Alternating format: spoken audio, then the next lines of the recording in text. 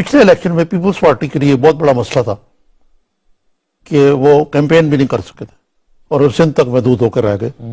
कुछ पर परफॉर्मेंस, कुछ शहबाज शरीफ और नवाज शरीफ के प्रोपेगेंडे की वजह से मुख्तलिफ जी।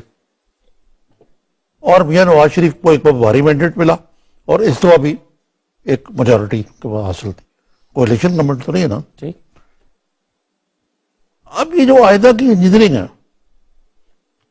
क्या जिसका नतीजा ये निकलेगा जो आपने पूछा कि ऐसी रज़म चलेगा कोई भी सर उठा के ना चले। यानी मुराद ये नहीं है कि कोई ऐसी बात है, मतलब ये है कि कोई भी पार्टी इतनी ताकतवर ना हो कि भारी मैंडेट से सरशार होकर किसी को डिक्टेट करे।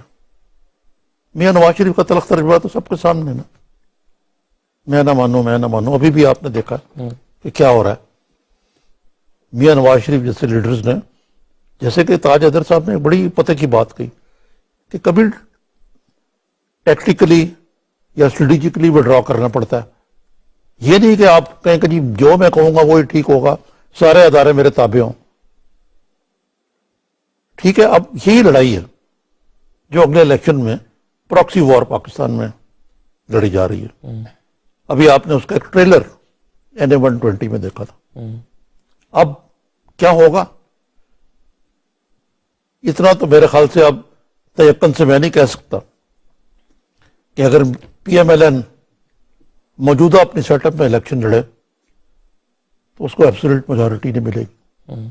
MMA का ज्यादा रोल होगा KP में। Khan sahab will be cut down to size as well. Balochistan में तो आ गई कोalitions बनती हैं। सिंध में MQM का शराजा जो है वो बिखरी चुका हुआ है। MQM की अब MQM लंदन जो है वो क्लाउड नहीं रहा। जरदारी साहब आजकल उनका हनीमून चल रहा है एस्टेब्लिशमेंट के साथ, वो शायद वहां पे होंगे। यहाँ पे कोई कोalition बनेगी फेडरल लेवल पे। पंजाब में क्या होता है सही, शायद ऐसे ही हो। ठीक है, चले मुझे